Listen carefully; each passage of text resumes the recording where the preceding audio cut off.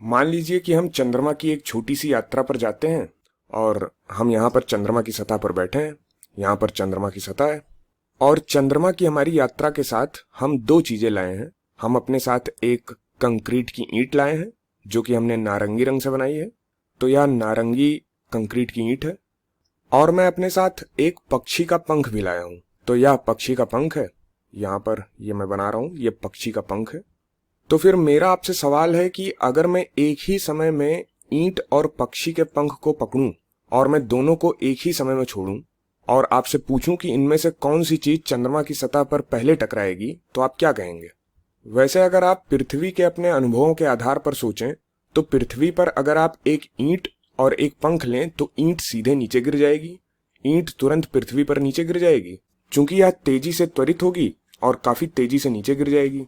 जबकि पंख थोड़ा इधर उधर तैरता रहेगा। अगर आपके पास पृथ्वी पर एक पंख होता तो वह इधर उधर तैरता रहता। वह इस तरफ जाता, फिर उस तरफ जाता, फिर इस तरफ जाता और धीरे धीरे जमीन पर आता। तो पृथ्वी पर कम से कम हवा की उपस्थिति में ऐसा लगता है कि ईंट पहले जमीन पर गिरेगी। लेकिन चंद्रमा पर क्या होगा? और चंद्रमा के बारे में रोचक बात यह है कि वहां पर कोई वायुमंडल नहीं है। हमारे पास कोई हवा नहीं है वहां पे जो ईंट या पंख के लिए प्रतिरोध प्रदान करे। तो आपको क्या लगता है कि क्या होगा वहां पे? तो आपकी पहली प्रवृत्ति यह कहने की होगी कि चलो सार्वभौमिक गुरुत्वाकर्षण के नियम का उपयोग करते हैं। तो ईंट पर गुरुत्वाकर्षण बल क्या है? तो ईंट पर लगने वाले गुरुत्वाकर्षण बल को हम Fb से लिखते हैं और हम Fb की गणना कर सकते हैं। यहां पर Fb ये बराबर होगा कैपिटल G गुणे चंद्रमा का द्रव्यमान, और चंद्रमा के द्रव्यमान को हम m और उसके नीचे m से लिखते हैं। नीचे वाले m का मतलब हुआ मून, तो मून का मतलब होता है चंद्रमा, इसलिए इसके द्रव्यमान को हमने m और उसके नीचे m से लिखा है। गुणे ईंट का द्रव्यमान Mb और बटे में होगा ईंट की चंद्रमा के केंद्र से दूरी जो कि r है और उसका स्क्वायर। तो ईंट की चंद्रमा के केंद्र से दूरी जो कि r है और इसका वर्ग लगा दिया। तो Fb बराबर हो गया G mm गुणे Mb बटे r स्क्वायर। तो ठीक है, यह ईंट पर लगने वाला बल है। अब पंख पर गुरुत्वाकर्षण के कारण बल क्या होगा? या दूसरे तरीके से सोचें तो चंद्रमा पर पंख का वजन क्या होगा? तो पंख पर लगने वाले गुरुत्वाकर्षण बल को हम F सब F से लिखते हैं और इसकी गणना हम कर सकते हैं। F और उसके नीचे F सबस्क्रिप्ट में F, ये बराबर होगा जैसे हमने पहले किया था वैसे ही कर सकते हैं।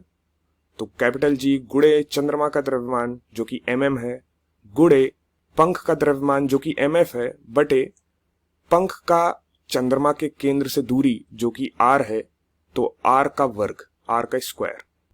तो यदि आप इन दोनों को ध्यान से देखेंगे तो दोनों में यहां पर जो मैं घेर रहा हूं ये वाला व्यंजक समान है। g गुणे चंद्रमा का द्रव्यमान बटे ईंट की चंद्रमा के केंद्र से दूरी जो कि r है और उसका वर्ग। तो g mm बटे r स्क्वायर ये दोनों में ही समान है। तो चलिए इस व्यंजक को हम कुछ लिख लेते हैं। इसे हम gm से लिखते हैं। हम इसे चंद्रमा पर गुरुत्वाकर्षण क्षेत्र कहेंगे। तो अगर आप इस संख्या को किसी भी द्रव्यमान पर लगाते हैं, यानी कि द्रव्यमान को gm से गुणा करते हैं, तो यह आपको चंद्रमा पर उस वस्तु का वजन बताएगा या चंद्रमा पर उस वस्तु पर नीचे की ओर लगने वाला गुरुत्वाकर्षण बल को बताएगा। तो यह चंद्रमा का गुरुत्वाकर्षण क्षेत्र है जिसे हमने gm से लिखा है। तो अगर हम इसे इस तरह से हल करें तो हम इसे लिख सकते हैं चंद्रमा के कारण ईंट पर लगने वाला बल Fb ये बराबर होगा Gm। सामान्यतः हम इस स्मॉल g का उपयोग पृथ्वी पर गुरुत्वाकर्षण स्थिरांक या फिर पृथ्वी पर गुरुत्वाकर्षण क्षेत्र के लिए, जिसे हम कभी कभी गुरुत्वाकर्षण के कारण त्वरण भी कहते हैं, उसके लिए करते हैं। लेकिन अब हम चंद्रमा की बात कर रहे हैं तो हम चंद्रमा पर गुरुत्वाकर्षण क्षेत्र या फिर चंद्रमा पर गुरुत्वाकर्षण के कारण लगने वाले त्वरण को हम gm से लिखेंगे। तो Fb बराबर होगा Gm गुणे ईंट का द्रव्यमान जो कि Mb है। तो Fb ये Gm गुणे Mb के बराबर है। तो पंख की स्थिति में पंख पर लगने वाला गुरुत्वाकर्षण बल Ff ये बराबर होगा ये Gm। तो यहाँ पे Gm गुणे पंख का द्रव्यमान जो कि Mf है, तो ये बराबर हो जाएगा Gm गुणे Mf के। अब हम यह मानेंगे कि ईंट का द्रव्यमान पंख के द्रव्यमान से अधिक है, जो कि सही भी है। तो यहां पर हम मान लेते हैं Mb ये बड़ा है Mf से, यानी कि ईंट का द्रव्यमान पंख के द्रव्यमान से बड़ा है। वैसे अब इनके संगत बल क्या होंगे? तो यहां पर आपके पास एक बड़ा सा द्रव्यमान गुणे Gm है और यहां पर आपके पास छोटा सा द्रव्यमान गुणे Gm है। Gm दोनों जगह पर समान है। तो अगर ईंट का द्रव्यमान पंख के द्रव्यमान से अधिक है तो यह कहना पूरी तरह से उचित है कि ईंट पर गुरुत्वाकर्षण बल पंख पर लगने वाले गुरुत्वाकर्षण बल से अधिक है, यानी कि Fb Ff से बड़ा है। तो अगर आप यह सब करते हैं और अब तक हमने जो कुछ भी किया है वह सही है, तो आप कह सकते हैं कि ईंट पर गुरुत्वाकर्षण के कारण अधिक बल होगा और इसलिए ईंट तेजी से नीचे की ओर त्वरित होगी।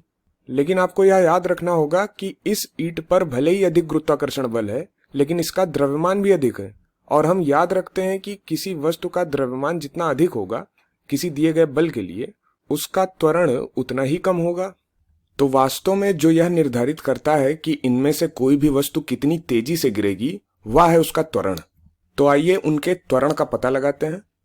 हम जानते हैं कि बल द्रव्यमान गुणे त्वरण के बराबर होता है। तो F बराबर m गुणे a, जहां पे m द्रव्यमान है तथा a त्वरण है। तो अगर हम ईंट के त्वरण का पता लगाना चाहते हैं तो यहां पर पहले इसे हम a बराबर F बटे m लिख सकते हैं, क्योंकि हम m से दोनों पक्षों में भाग दे सकते हैं और दाएं पक्ष में m से m कट जाएगा, तो a बराबर F बटे m मिलेगा। तो त्वरण बराबर बल बटे द्रव्यमान है। यहाँ पे त्वरण एक सदिश राशि है तथा बल भी एक सदिश राशि है। और इस स्थिति में हम कोई वास्तविक मान का उपयोग नहीं कर रहे हैं, लेकिन अगर हम वास्तविक मान का उपयोग कर भी रहे होते तो हम नीचे की दिशा के लिए ऋणात्मक चिन्ह का उपयोग करते तथा ऊपर की दिशा के लिए धनात्मक चिन्ह का उपयोग करते। लेकिन हम यहाँ कोई चिन्ह उपयोग में नहीं ले रहे हैं, लेकिन आप मान सकते हैं कि दिशा इसी में निहित है। तो ईंट का त्वरण क्या होगा? ईंट का त्वरण, जिसे हम AB से लिखते हैं, B को नीचे लिखा है हमने, तो ईंट का त्वरण ईंट पर लगाए गए बल को ईंट के द्रव्यमान से विभाजित करने पे मिलेगा। तो AB बराबर होगा ईंट पर लगने वाला बल Fb बटे ईंट का द्रव्यमान Mb। तो ईंट पर लगने वाला बल, जैसा कि हम पहले से ही जानते हैं, यहाँ पे दिया गया है और ये Gm गुणे Mb के बराबर है, जहां पर Gm चंद्रमा पर गुरुत्वाकर्षण क्षेत्र है तथा Mb ईंट का द्रव्यमान है, और हम इसे ईंट के द्रव्यमान से विभाजित कर रहे हैं। तो चंद्रमा पर ईंट का त्वरण, यानी कि ईंट जिस त्वरण का अनुभव करेगी वह उसी गुरुत्वाकर्षण क्षेत्र व्यंजक के बराबर है जो कि Gm है, और यह बताता है कि यह चंद्रमा पर कितनी तेजी से त्वरित होगी। अब आइए पंख के लिए भी यही करते हैं। अब आप समझ गए होंगे कि हम करने क्या वाले हैं। तो पंख पर लगने वाला त्वरण ये बराबर होगा पंख पर लगने वाला बल बटे पंख का द्रव्यमान। अब पंख पर लगा बल Gm गुणे पंख का द्रव्यमान है, तो Gm गुणे पंख का द्रव्यमान Mf, तो Gm गुणे Mf, और फिर हम इसे पंख के द्रव्यमान से विभाजित करते हैं, Mf से Mf कट जाएगा और ये बराबर होगा Gm के। और इसलिए एक बार फिर इसका त्वरण वही मात्रा होगी जो मात्रा ईंट के त्वरण के लिए थी। इसलिए दोनों नीचे की ओर एक ही दर से त्वरित होंगे, जो हमें बताता है कि वे दोनों जमीन पर एक ही समय में टकराएंगे। वे दोनों एक ही बिंदु से एक ही समय में त्वरित होंगे, और जब वे जमीन से टकराएंगे तो उनका वेग भी समान होगा और वे दोनों बिल्कुल एक ही समय पर टकराएंगे, भले ही एक का द्रव्यमान अधिक हो।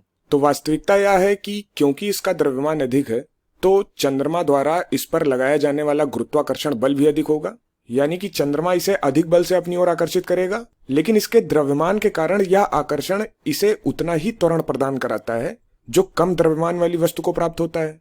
तो चंद्रमा की सतह पर एक ही स्तर पर कोई भी द्रव्यमान समान त्वरण का अनुभव करेगा। अब एक स्वाभाविक सवाल यह है कि आप कहेंगे रुको, अगर यह चंद्रमा पर सच है तो यह पृथ्वी पर भी सच होना चाहिए, और यह पृथ्वी पर भी सच होगा।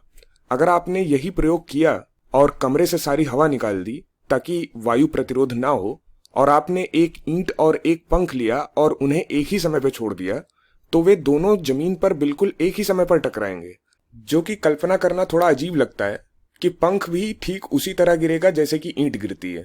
लेकिन अगर आप सारी हवा निकाल दें तो ऐसा ही होगा।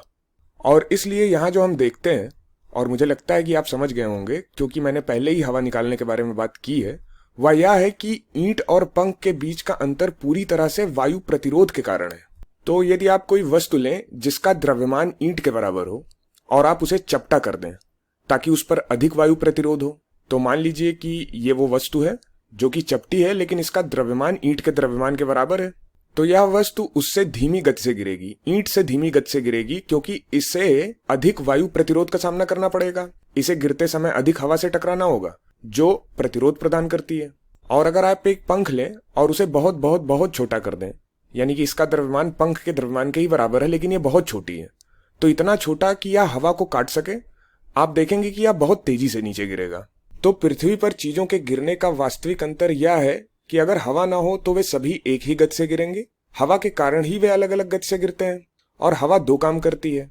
स्थिर दाब के लिए यह दो काम करती है। अगर आपके पास दो वस्तुएं हैं जिसका आकार समान है, तो भारी वस्तु जिसका वजन अधिक है वह तेजी से नीचे गिरेगी, क्योंकि वह वायु दाब के खिलाफ अधिक परिणामी बल प्रदान करने में सक्षम होगी, इसलिए वह तेजी से नीचे गिरेगी। और यदि आपके पास समान वजन की कोई वस्तुएं हैं, तो जो अधिक एरोडायनेमिक है, वह जो हवा को तेजी से काटती है, जिसका वायु प्रतिरोध सबसे कम है, वह वस्तु सबसे तेजी से नीचे गिरेगी। और एक छोटा प्रयोग जो अभी आप अपने कमरे में आराम से कर सकते हैं वो ये है कि आप इस तरह की एक किताब लें और इस किताब को आप नीचे गिरा सकते हैं, और आप कागज का टुकड़ा या फिर पोस्ट कार्ड ले सकते हैं और आप उसे नीचे गिरा सकते हैं। और आप देखेंगे कि निश्चित रूप से पोस्ट कार्ड इस किताब से बहुत धीमी गति से गिरेगा, लेकिन आप क्या करते हैं कि पोस्ट कार्ड को किताब के ऊपर अब रख देते हैं ताकि किताब पोस्ट कार्ड के लिए सारा वायु प्रतिरोध तोड़ दे। और आप देखेंगे कि अगर आप इसे किताब के ऊपर रख कर गिराते हैं तो वे दोनों एक ही गति से गिरेंगे और नीचे एक साथ गिरेंगे।